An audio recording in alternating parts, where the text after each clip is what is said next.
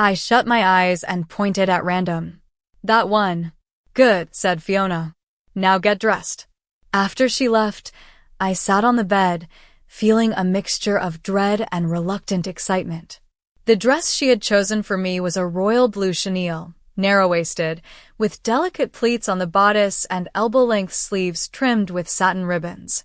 The skirt had a matching satin band just above the hemline. I had to admit, it was a very pretty dress. The more I thought about it, the less I liked the idea of wearing it out, but also, the more impossible it seemed to back out now. Besides, as I told myself, it would be dark outside. With a long coat and a beret pulled low, perhaps no one would notice anything unusual. Probably. In fact, the idea slowly began to grow on me. Maybe, just maybe, it could be fun. After all, Fiona had seen me up close and seemed convinced. So perhaps I could pass unnoticed in a crowd. Determined to do it properly, I changed completely. I locked the door and started dressing carefully, a simple foundation of soft layers, followed by attaching the stockings neatly. Then came the dress itself, a bit of a struggle to zip up, but once the waist belt was cinched and a light petticoat added, the skirt fell just right. When I checked the mirror, the figure looking back at me was far smoother and more balanced than I had expected. I had just slipped into a pair of simple black shoes when there was a soft knock at the door and Fiona entered. Good, you're almost ready, she said brightly. I thought you might like to try my new makeup. These shades are all the rage in London. Before I could protest, she had me seated at the dressing table, dabbing and brushing away with practiced hands. When she finally handed me the mirror, I hardly recognized myself. The reflection showed a creamy complexion, long curled lashes, soft blue eyeshadow, and a hint of pink lipstick. It was astonishing. For a moment, I simply stared, marveling at how different, how polished I looked. Fiona grinned, clearly pleased with her work. That's much more like it, she said. Now pick up your handbag, girlfriend, and let's go. Minutes later, there we were, two young women, dressed up for the evening, standing together at the tram stop in our neat coats and skirts.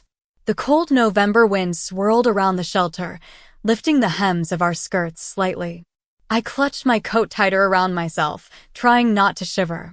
Behind us, I heard a couple of boys whispering and laughing. I caught the word Harry, some local slang, but before I could ask Fiona what they meant, the number 47 tram pulled up with a clatter. Boarding the tram in high heels and a full skirt was interesting. The platform was crowded, the conductor shouting, "Room upstairs." I followed Fiona up the winding stairway, struggling slightly to navigate the turn. At one point, glancing down, I noticed the boys on the platform looking upward, and my face burned with embarrassment. I quickly found a seat near the window and tucked my skirts neatly around my knees. The conductor made his way up the aisle, grinning at us. "Where are you off to, lassies? Goin' dancin' tonight." Fiona laughed and replied in a playful accent I hadn't heard her use before. "No, we're off to the Alhambra to see a show." As we climbed aboard, the tram conductor gave us a cheeky smile. "Pity," he said. "I'm heading to the Locarno ballroom later myself. You two wouldn't fancy it, would you?" Fiona laughed and replied in her best Glasgow accent. "Nah, sorry. We've got to get home early." The conductor grinned. "ACH. Well, it'll be 2 sixpence fares then, won't it?" Fiona nodded. "Thanks, but my mate Alexandra here has the money." She gave me a nudge. "Come on, hand it over, girlfriend." I fumbled awkwardly, realizing too late that I had no pockets. Digging into my small handbag, I found a shilling coin and handed it to him. He weighed the coin thoughtfully, glancing at me with a teasing grin. "Are you sure it's only 6 pence?" I asked, trying to sound casual. "Special fare tonight, sweetheart," he said with a wink. "For you and your pal, only 6 pence each." Then he leaned a little closer and whispered, "You're no bad yourself, sweetheart. If you get tired of your snooty pal, I'll be waitin' outside the HQ bar around 10. Name's Jamie, by the way." I blinked in confusion. "Sorry." I didn't quite catch that. Jamie rolled his eyes playfully, then turned to Fiona. You pal foreign or something? Nah, said Fiona, laughing. Just a Sassenach. ACH, that's fine, Jamie said, laughing. She can't help it if she's English. She's still a bonny lass anyway. He was just about to continue when Fiona stood up abruptly. That's our stop. Nice meeting you, Jamie. Jamie swung expertly on the pole to let us squeeze past. As we stepped off, he called after us. A trite please, darlin', a really trite please. We made our way up toward the bright lights of the theater. As we walked, I turned to Fiona and asked, Where on earth did you learn to speak Glasgow dialect like that? She grinned. Oh, didn't I tell you? I grew up here, went to primary school in Pollokshaws. When I moved south, I had to work hard to lose my accent. So, what did he mean? The conductor, I mean. Fiona gave me a mischievous smile. He was just chatting you up, Alex. I flushed a little. Oh! By then, we had reached the theater. The show had already started by the time we found our seats. The Alhambra's Christmas Comedy Spectacular was in full swing. Ricky Fulton and Jack Milroy were starring as their famous characters, Francie and Josie, and they had the whole audience roaring with laughter. It felt like no time at all before the interval arrived. Still wiping tears of laughter from my cheeks, I followed Fiona into the theater bar. She found a table and motioned me to sit beside her. How about a drink? She asked. But we don't have much money, I said, hesitating. Never mind that, she said with a wink. Just pass me a cigarette. I rummaged through my small bag and produced my packet. However, I'd forgotten matches. I'm really sorry, I don't have a light, I admitted. Fiona leaned back in her chair, cigarette poised, and whispered with a smile. If I needed a match, I'd have asked for it, silly. What I need is a drink. And sure enough, within moments, a young man appeared at our table. Excuse me, he said shyly. I couldn't help noticing, would you like a light? Fiona smiled warmly and leaned forward to accept, helping steady his trembling hand as he lit her cigarette. Afterward, the young man cleared his throat and said, Would you two ladies mind terribly if my friend and I bought you a drink? He introduced himself as Douglas and pointed to his friend, Ian, who was giving a shy wave from the next table. Not at all, said Fiona, smiling brightly. Please, do join us. And they did. Fiona made the introductions with a flourish. Douglas, I'm Fiona, and this is my best friend, Alexandra, she said, fluttering her eyelashes. Then she turned sweetly to the other boy.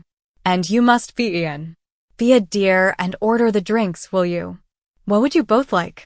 Ian asked, looking slightly overwhelmed. I was about to ask for a pint of beer, but Fiona leaned forward, smiling charmingly. I'd just love a baby sham, and I think Alexandra would like one too, she said brightly. So Ian ordered the drinks, 2 large pints of export for the boys, and 2 small glasses of sparkling perry for us. I tried to copy Fiona's easy grace, sipping delicately while Douglas attempted conversation. Fiona, meanwhile, managed to respond only with brief smiles and polite little, oh really, remarks. Ian had a harder time. He was enthusiastically telling me about his rugby matches, but honestly, I wasn't listening. My eyes kept wandering toward his rapidly disappearing pint of beer. When the interval bell finally rang, Fiona stood up, gathering her skirts. Sorry, boys, we need to get back to our seats. By then, I didn't mind making an escape either. I leaned forward, grabbed Ian's half-finished pint, and took a quick drink before standing and smoothing my dress. As I followed Fiona out, I glanced back at Ian with a grin. Thanks, Ian, that was lovely, I said cheekily. After the show, we rushed toward the doors to catch the last tram home, but to our surprise, Douglas and Ian were waiting there. Douglas smiled and said, We wondered if you two might let us walk you home. His tone made it sound more like a decision than a question. Meanwhile, Ian had edged closer and was trying to casually loop his arm around my waist. I politely but firmly stepped aside, shaking my head with a small smile. Sorry, we really have to run for our tram, I said. Without waiting for a reply, I hurried toward the stop, balancing on 3-inch heels with surprising speed. Out of the corner of my eye, I saw Fiona say a few quick words to Ian before catching up with me. We reached the tram stop just as the last number 9 arrived. On the way home, we chatted about the show. Fiona was especially amused by one particular skit, where Jack Milroy dressed up and played the role of a typical Glasgow housewife. She thought it was hilarious, though personally I hadn't found it quite as funny. When we got back to the flat, Fiona was still in a lively mood. She insisted on celebrating with a small glass of Mrs. Mack's fine sherry from the cabinet. I, however, felt that I had already pressed my luck enough for one night and decided to head for bed. Before I left, curiosity got the better of me.